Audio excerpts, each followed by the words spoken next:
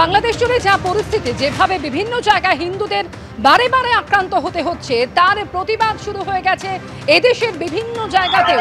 অসমে আজকে বাংলাদেশের ঘটনার পরিপ্রেক্ষিতে বিক্ষোভ দেখানো হয় করিমগঞ্জ সীমান্তের সেই ছবি।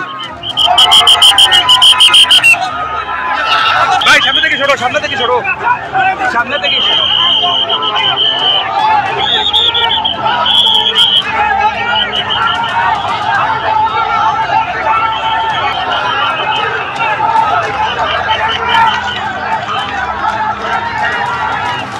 অসমের করিমগঞ্জ সীমান্ত, সেখানে বাংলাদেশ চলো অভিযান করা হয় এবং অসমের করিমগঞ্জে ভারত বাংলাদেশ সীমান্তে আজকে বিক্ষোভ দেখানো হয়। যেভাবে বাংলাদেশে হিন্দুদের উপর বেলাগাম হিংসার ঘটনা ঘটে চলেছে, হিন্দুদের উপর অত্যাচার বন্ধ এবং চিন্ময় কৃষ্ণ দাসের মুক্তির দাবিতে আজকে সেখানে বিক্ষোভ দেখানো হয়।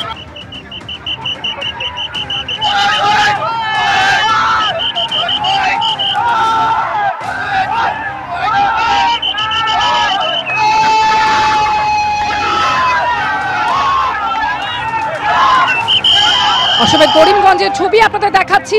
অসমের করিমগঞ্জ সীমান্ত, যেখানে আজকে বাংলাদেশ চলো অভিযানের ডাক দেওয়া হয়। অসমের করিমগঞ্জে হিন্দুদের উপর অত্যাচার বন্ধ এবং চিন্ময় কৃষ্ণ দাসের মুক্তির দাবিতে বিক্ষোভ।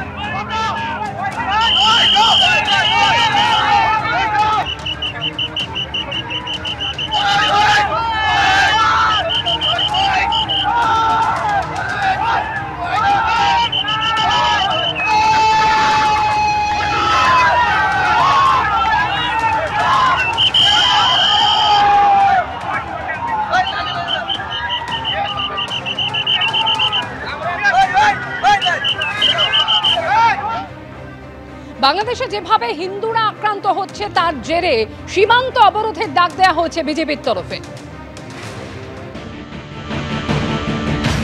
আগামীকাল সেই প্রতিবাদ কর্মসূচি আমাদের, কালকে সেই বেলা 12টা থেকে শুরু হবে আমাদের প্রোগ্রাম। থাকবে মাননীয় শুভেন্দু অধিকারী, অনেক এমএলএ থাকবেন। অরাজনৈতিক, সম্পূর্ণ অরাজনৈতিক প্রোগ্রাম। এটা সনাতনী ঐক্য পরিষদের ব্যানারে প্রোগ্রাম, সম্পূর্ণ অরাজনৈতিক প্রোগ্রাম। সমগ্র হিন্দু, তৃণমূল, বিজেপি, সিপিএম, কংগ্রেস, কারোর কোনো বিভেদ নেই। আপনারা সবাই দলে দলে আসুন, আপনি আপনার মনের আওয়াজটা তুলুন। আগামীকাল আমাদের লিডার অফ অপোজিশন শুভেন্দু অধিকারীজি আসবেন পেট্রাপোল খান পার্কিংয়ে।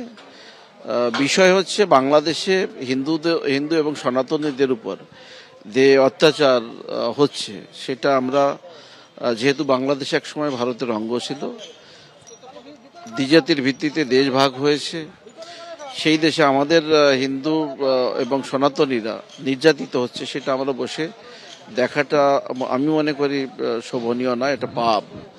তো আমরা চাই বন্ধুত্বপূর্ণ সম্পর্ক, সেই সম্পর্ক উভয় জাতি মিলেমিশে থাকুক, ভালো থাকুক, পড়োশী দেশ।